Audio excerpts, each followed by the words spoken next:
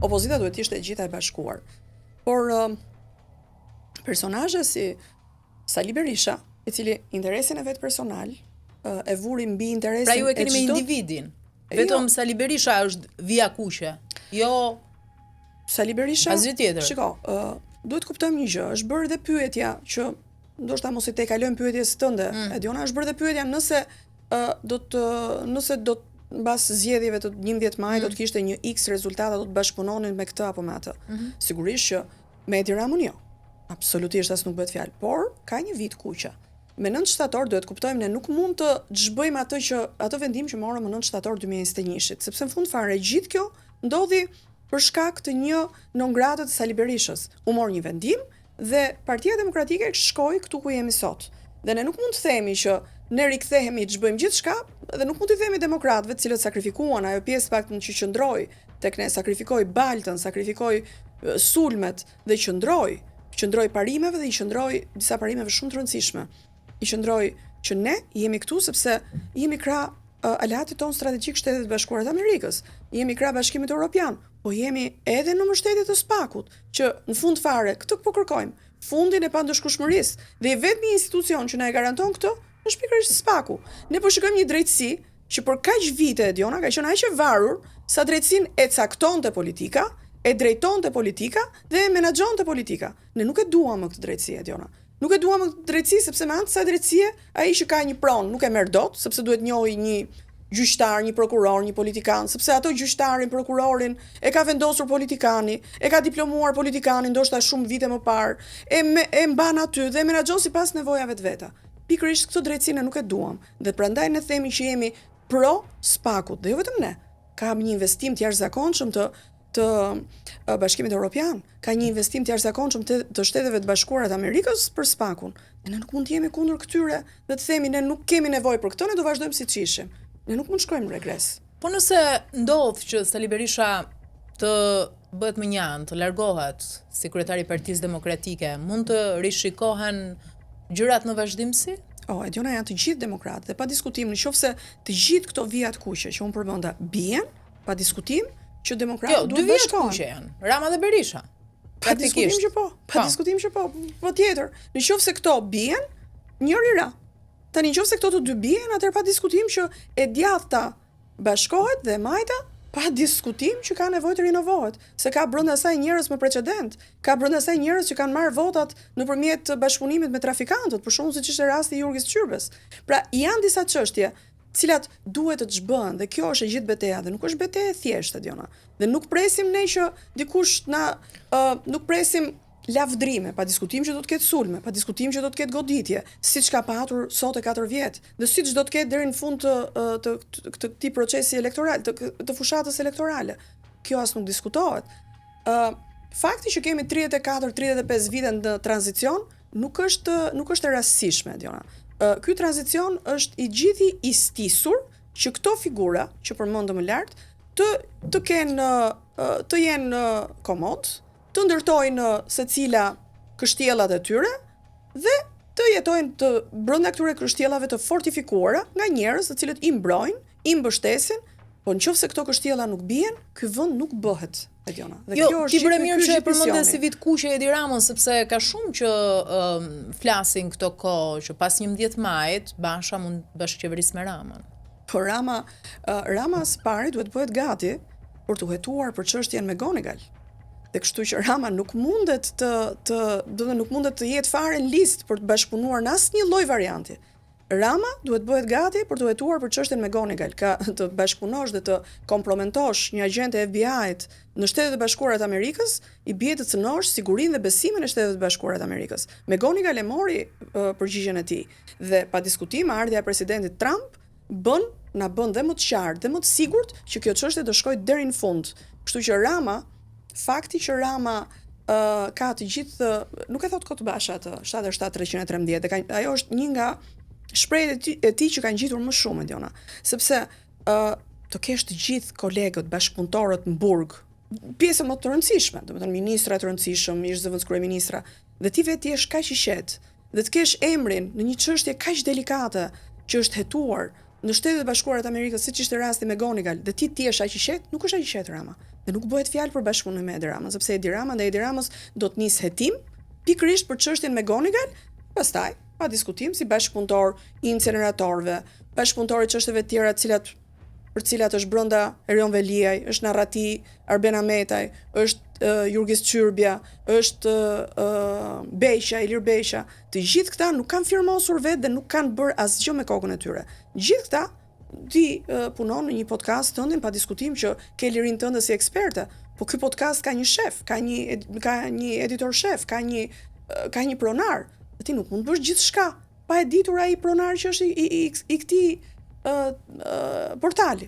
Kështu që Edi Rama duhet kushdo që e mendon në mënyrë jo të sinqertë dhe e hedh si shashk për të trazuar situatën. Po kjo nuk është zgjidhje. Shashka duhet marrin fund. Bashkëpunimi me Edi Ramën nuk mund të ketë sepse Edi Rama është vetë për të hetuar. Jo, ndoshta janë shumë, domethënë, skeptik mund ta kenë menduar këtë gjën, sidomos edhe pas strategjisë së fundit të aplikuar nga Basha dhe Rama me hidhepritet e tyre në retorika të përditshme virtualisht. Dhe ka nga ata që mendojnë që Rama po ja bën këtë nder Lulzim Bashës për ta kthyer sërish si protagonist në sken, etj. Ky nuk është nder. Pra si një marrëveshje mes tyre, po themi. Tani, ti kujtosh dikujt çdo ditë pikën e vet dobët, nuk është i bësh si nisi kjo, nisi natyrshëm kjo. Kjo Ediona nisi Lulzim Basha erdhi të bënte një vizitë në Degën 1 për të prezantuar, jo vizitë, erdhi për të prezantuar kandidatin që isha unë në Degën 1 të Ali Demi në Tiranë. Dhe Edi Rama para dite kishte pyetur ku është Lulzim Basha. Dhe në atë moment erdhi, pasi bëri takim dhe u priti kthej një përgjigje tha Edi Rama se na ka thënë tha ku është Lulzim Basha gjithë ditën në terren, kishte qenë në Shkodër, takime tjera me radhë dhe nisi si e tillë. Domethënë nisi krejt rastësisht. Pastaj nuk është qok dhe nuk është i bësh mirë askujt në momentin që i thua i përmend çdo ditë pikën në dobët. Bashkëpunëtorët në burg. Domethënë ti përmendesh bashkëpunëtorët në burg, është si ti thuash i edhe ti pjesë e këtij e gjithë kësaj gjë, si edhe ti në radhë për të shkuar atje te shokët. Kështu që nuk është aq e thjeshtë dhe Edi Rama Bashën e shikon, domethënë unë shikoj Berishën, të cilën nuk e ka si diçka më të thjeshtë, sepse e di që bashkëpunëtorët e Berishës janë disa prej tyre dhe bashkëpunëtorët e njerëzve të vetë dhe të vetët.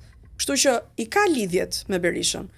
Kurse Bashës, deri tani besoj nuk i ka gjetë asnjë bashkëpunëtor, që nga unë dhe deri ke gjithë ne që jemi në grup. Jo, se ty të ka përmendur, të ka nominuar personalisht kryeministri Rama. Si një nga besnikët e pakët e ka nënkuptuar ai me ironi që i ka mbetur tashmë Lulzim Bashës. Tek ai takim kam përshtypjen që ka nisur kjo gjëja. Kjo nuk është një çështje për të fshehur. Jo, absolutisht. Tani vim tek fushata, megjithëse në fushat jemi.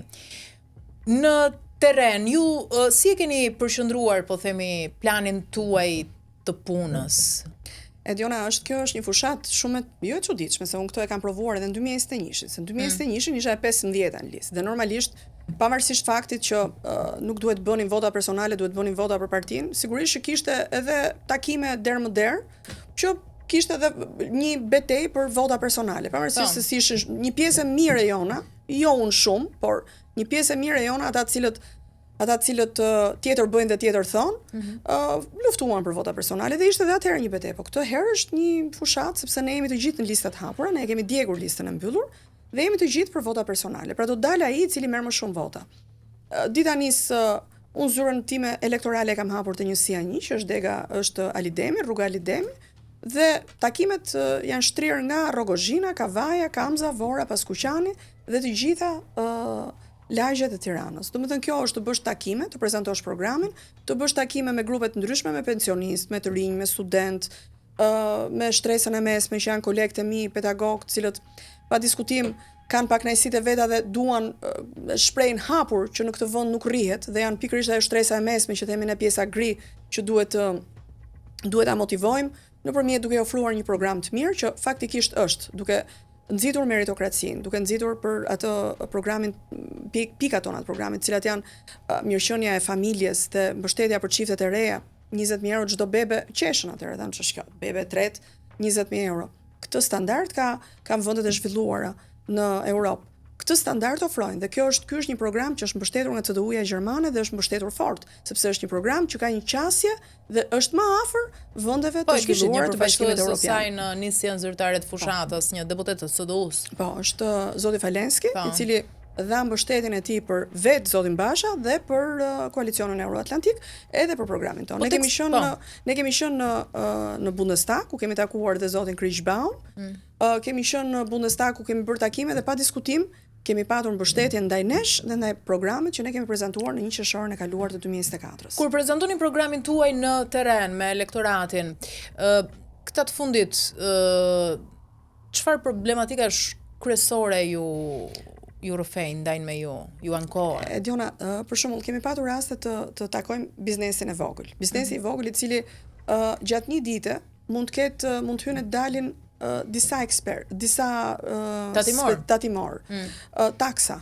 Duke ofruar një taks 9%, taksa e shesht 9%, është një mundësi më shumë për biznesin e vogël. Duke ofruar një taks zero për ata të cilët kanë 14 milion lekë të reja në vit të ardhura, të biznesit vogël, është një mbështetje më shumë për biznesin e vogël. Duke ofruar një mundësi për studentët që të shkollohen, për shembull, kemi patur takime me studentët, mungesa e meritokracisë. Unë vetë jam pedagoge dhe më thonë Diona, mbarojnë fakultetet dhe thonë profesoresh ne do hikim. Nuk mund të qëndrojmë më këtu, sepse trokasim në përdyert e dikastereve, administratës dhe nuk na hap njëri derën, edhe pse jemi ekselent, edhe pse jemi me gjuhë huaja, kemi të trajnuar etj me radhë.